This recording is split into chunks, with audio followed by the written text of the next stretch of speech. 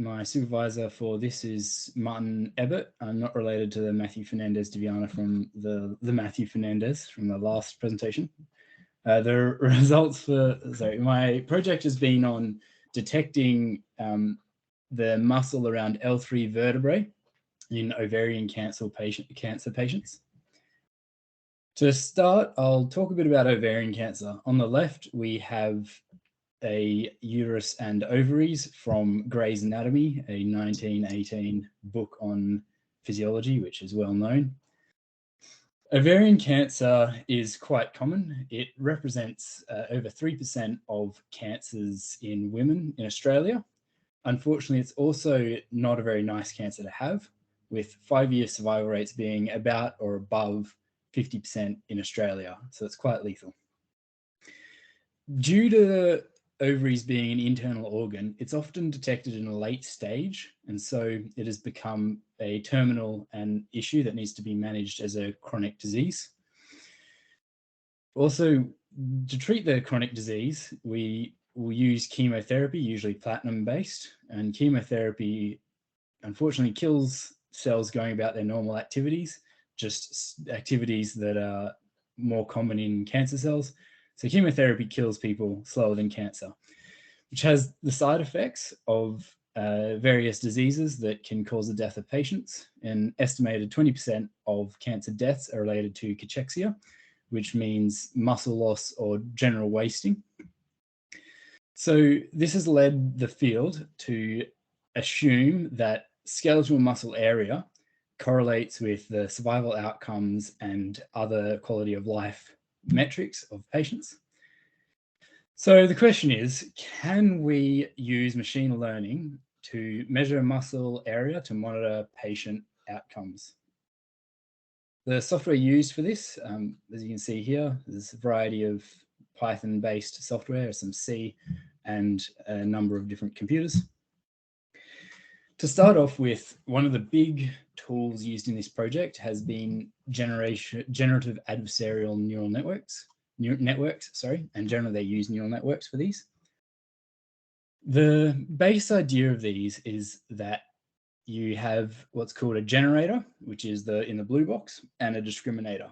And those two networks are trying to fight each other for creating and working out whether the images are fake.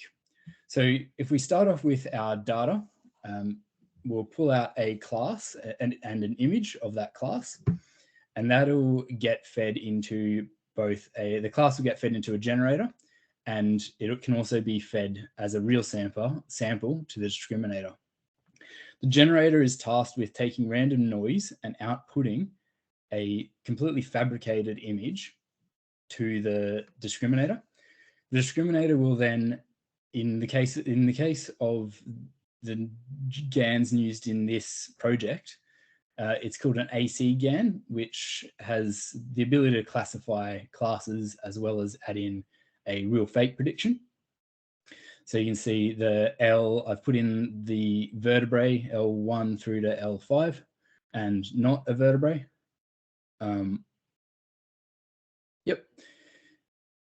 This system will fight each other, and over time, the generator will get good at making fake examples that the discriminator cannot tell.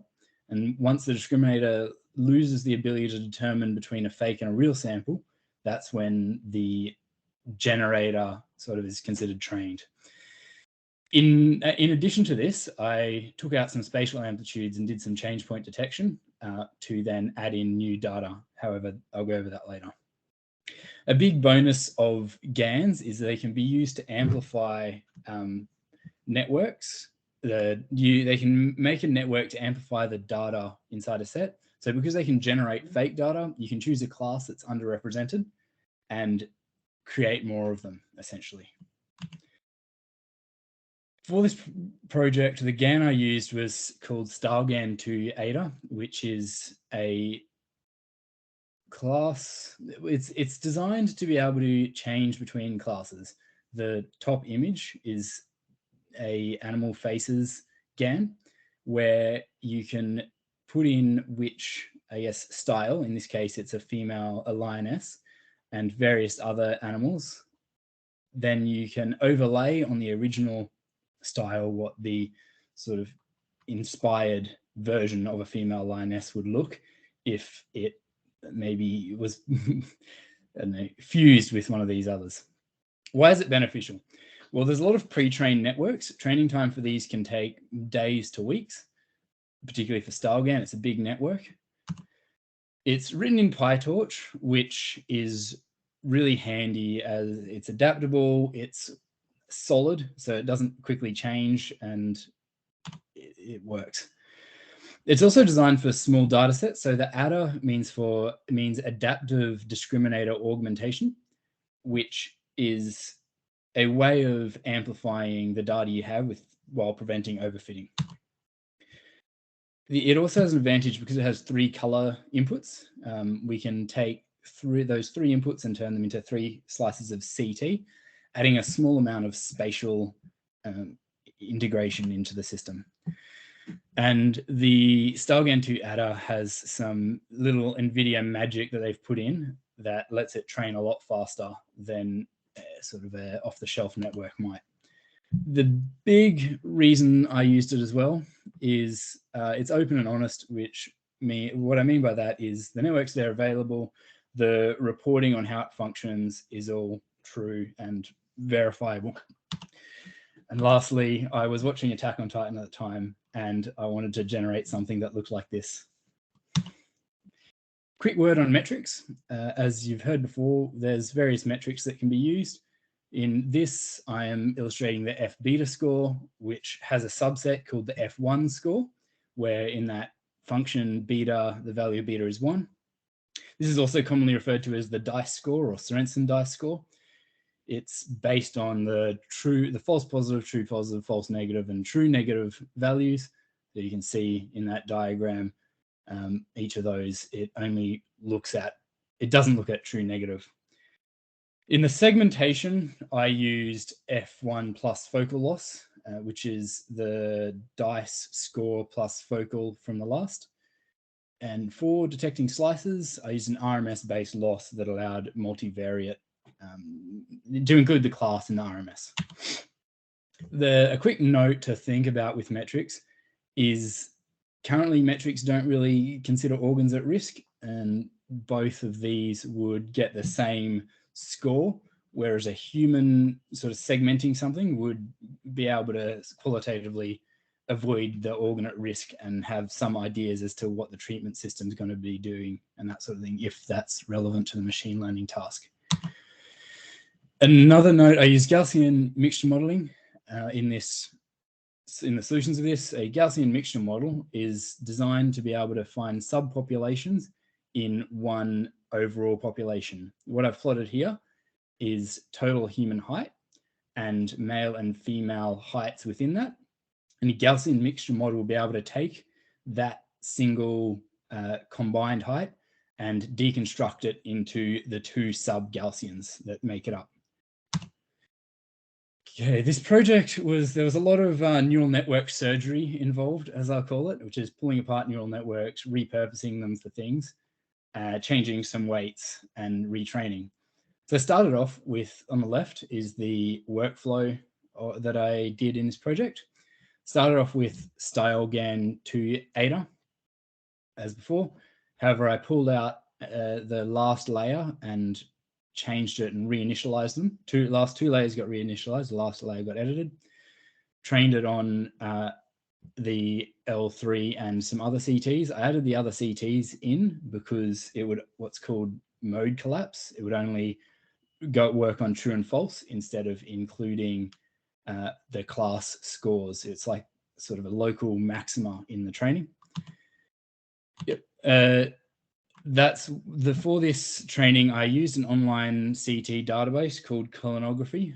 It was from 2014 and it was open and available. So I just threw those in to help train the GAN and preventing it from overfitting. Whilst training for the L3 vertebrae, I multiplied it by a mask vector, it's called. So that prevents the gradient update from updating on any non-relevant outputs. So that's how I got it to still find L3 without necessarily discarding the rest of the vertebrae. Once I fit the Gaussian curve for the detection on the output of the L3 vertebrae, I would put in some constraints on the Gaussian, which then allowed a the segmentation to include the other things either side of the L3 peak. One thing I did is I strongly punished the mixture model when it went below a certain value. So this could be thought of as preventing it from going down a hill, and it has to stay in the top of the hill. So it wants to be in a local maxima, and it'll find those approximate vertebrae. I then added in the adjacent vertebrae. So the small epicycle in the graph that can be seen was adding the next adjacent vertebrae in the spine, putting those into the training set, and then retraining the network and continuing and repeating on that. Finally, I didn't get very good results out of that. So I put the entire thing through a CNN and looked at the output for localization of L3 directly. So on the right, you can see some of the traces that came out of the network.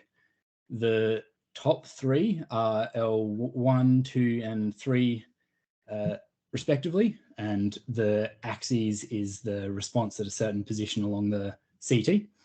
And the bottom one is the results from the convolutional neural network at the end, which integrated those 5 different vertebrae detections. You can see there's a large, sort of a bit of a width, it might be a bit too small, sorry, on each of those detections, but at the top it's a bit of a plateau and it's quite noisy. So the vertebrae weren't well detected, but the CNN sort of took care of that. At the end result of this, I had a mean error of 4.19 millimeters with standard deviation of 7.29. The standard deviation, the results were quite bimodal. So it occasionally detected a vertebrae out next to it as the L3 vertebrae is relevant later. A similar study had a mean error of 2.12, the standard deviation of 4.56. They had 1,070 CTs to work with.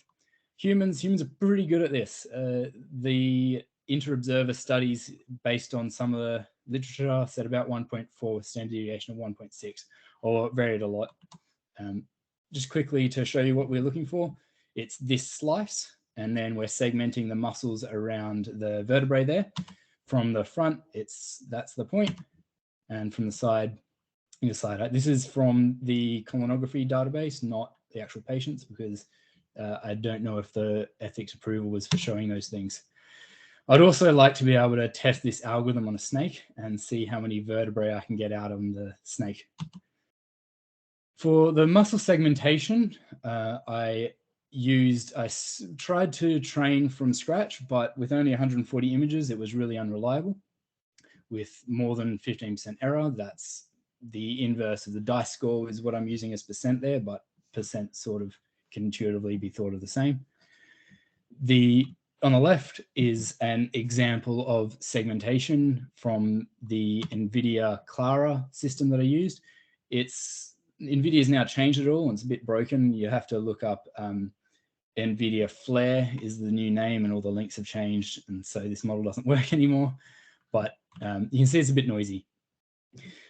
When the slice area, when you add in automated detection, so you've got the variance in position, increases the error drastically, which is something to think about later. And this was the network I used to retrain for my task.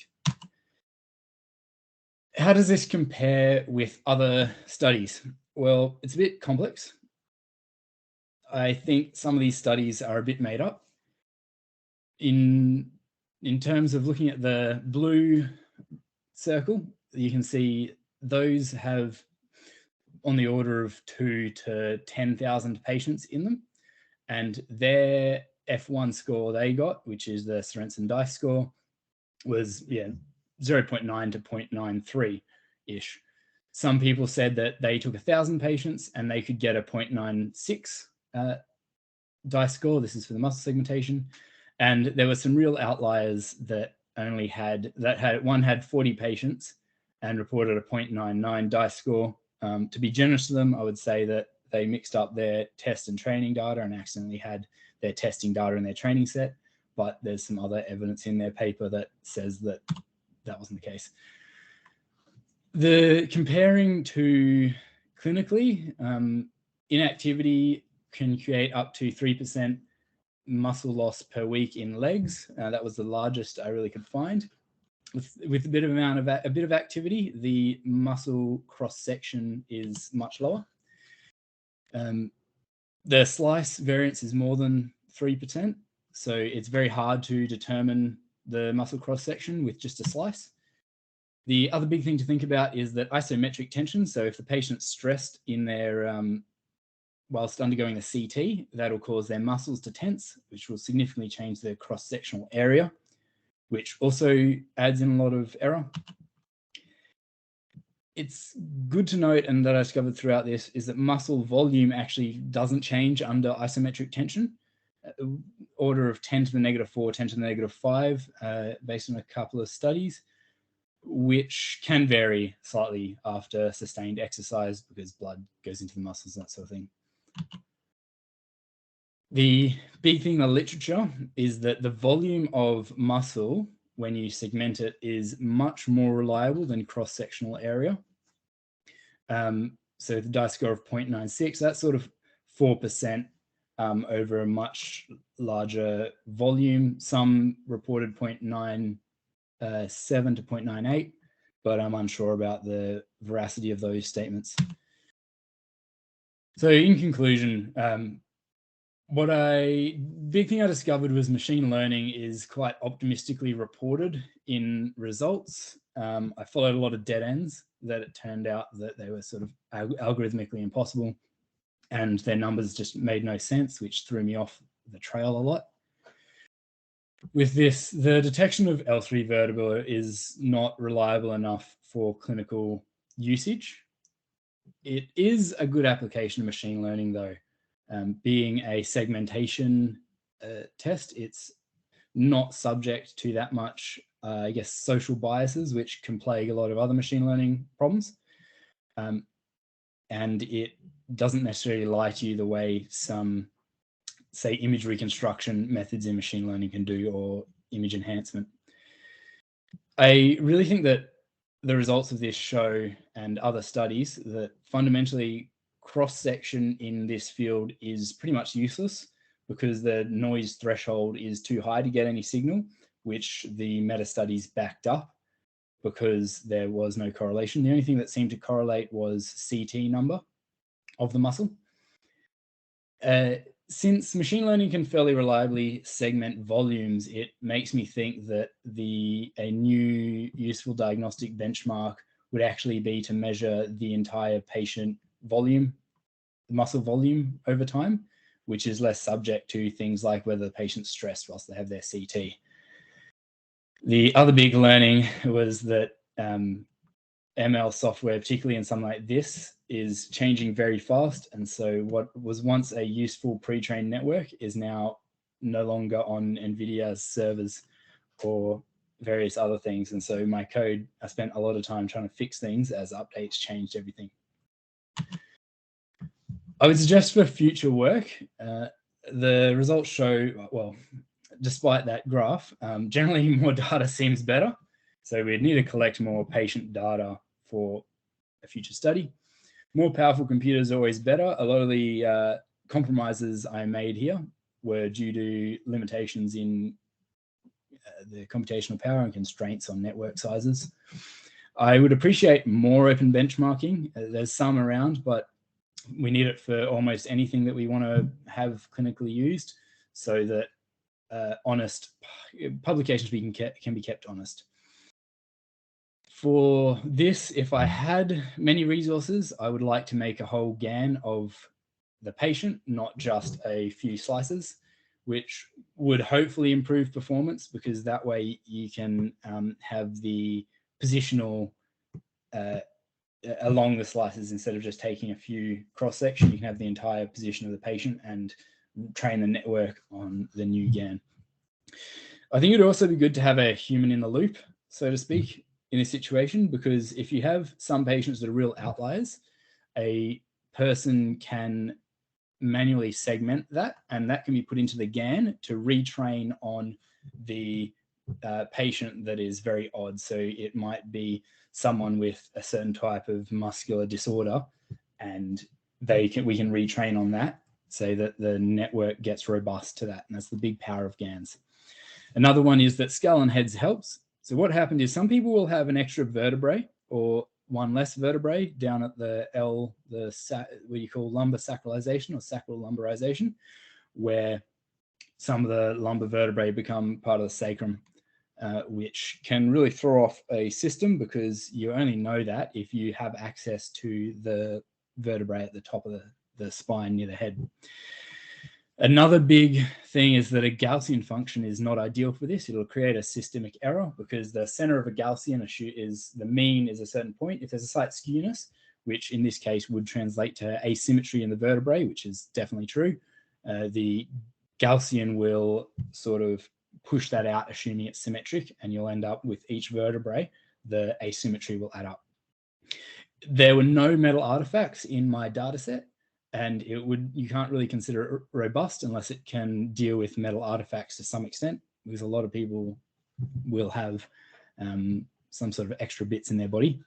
And I would also add in more abnormal biology into the GAN, so as I mentioned with human in the loop, so it can be more robust to minor variations in that. Yep, that's the end. Was there any questions? Thanks, Matthew. Great presentation. Brilliant. Any questions from Matthew?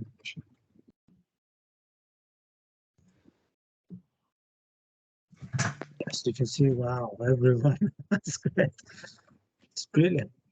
It's good. Questions from Matthew? I've got one. Sure, go ahead. Yeah, I found that interesting. I've always wondered about how GANs are interesting because it's synthetic data, but does the synthetic data cover the whole distribution of realistic real-world data? That's always been my question, right? And obviously they add a lot of complexity, as you found, right? Like some of the things you use it for, such as like making it invariant to certain change, potentially you could do with data augmentation, potentially. Yeah, well, I think of GANs as machine learned data augmentation, if that makes sense. So instead of just doing normal sort of affine transformations and various other things to add in spiciness, salt and spices, I think of machine as a GAN as something to feed in and work out how you can amplify the data, using machine learning augmentation. Although in this, I'm not sure if I outlined it properly, actually. The whole analysis was pulling out the discriminator and reusing that like a normal convolutional neural network to save time. Oh, I see. Great. Keaton, I can see you have a question. So, yeah, I had a question regarding Stylegain. You mentioned it's quite open source. There's a lot of transfer learning, I guess, options you can take. Did you actually use transfer learning before you commenced training? Yeah, so it was Animal Faces HQ was the GAN I used. But so that's where I said earlier, we'll go back up to it. So the Stylegain adder that was pulled, that citation, it was pulled off their GitHub with all the weights that they'd pre-trained for Animal Faces, and I chose Animal Faces because they kind of looked like the cross section of the CTs. Sure. And then you can get the index of a network in PyTorch by, it's like list module is the function, and that gives you all the dictionary keys of the network, and you can just change each of the layers by updating what that dictionary encodes for in terms of it's called a module in PyTorch. Is that what you're... Yeah, it was. So obviously, yeah, you had to settle for the Animal Faces. Do you think it would be worthwhile doing your own, I guess, pre-training before you commenced on, I don't know, there might be some public repositories of just CT images. Do you think that would be worthwhile to explore? Yeah, so but it takes a long time to train Stylegain. that's where I added in the CT from the colonography. Is that, no, that's at the end. Oh, sorry. Where was that? Apologies. Yeah, so this is the CT colonography set. This was one of my boosting, let's say, data set, where I took those images in and then got the GAN to train on them before I started adding in all of my vertebrae from my data set. Is that what you were thinking? Thanks. So yeah, I did that. Yeah. That's great. Nathaniel. Hi, Matt. Great presentation. I was wondering if you looked at was there any public data sets available that could have sort of increased your data set, or how was that space sort of looking for your task? Yeah, so there was one, but I couldn't quite get it. There were lots of ethical hurdles to go through, and I was sort of running out of time. But there was one study that they had their data set you could access, but that was just for entire spinal segmentation. So for segmenting all the vertebrae using the area of it. So yeah, segmentation, not specifically detecting the L3 slice. Okay. But yeah, I would say based on the results that it's not even worth bothering trying to keep finding L3 slice. We should just move straight into muscle volume segmentation and a study that looks at the outcomes of cancer patients and muscle volume. Yeah, definitely. Thanks for answering that.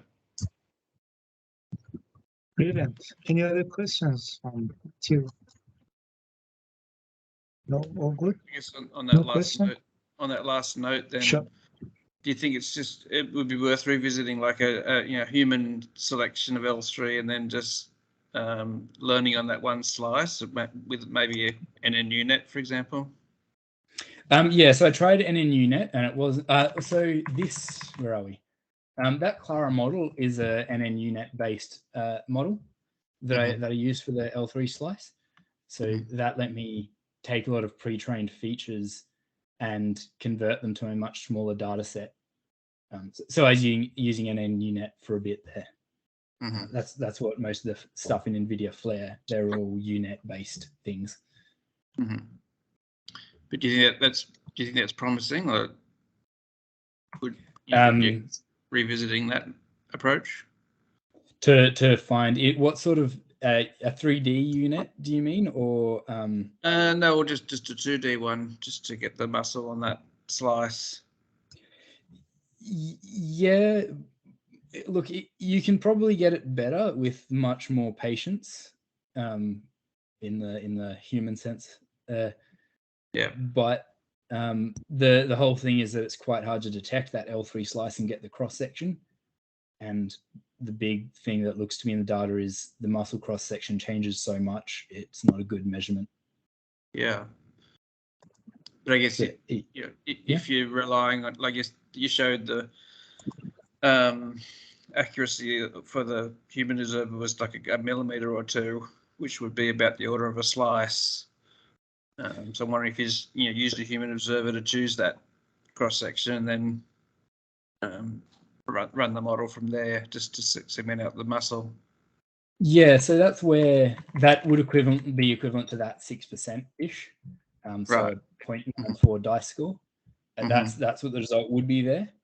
But the thing is that varies a lot between measurements, being that muscle cross section has so many reasons that it can change. So it creates a lot of noise. So it's very hard to actually get a useful signal out of that biological metric. Right. Okay. That's great. Thanks very much, Andrew. Sure. Sorry, Matthew. Any other questions? All good? Brilliant. So if there's no other questions, I'll stop recording now.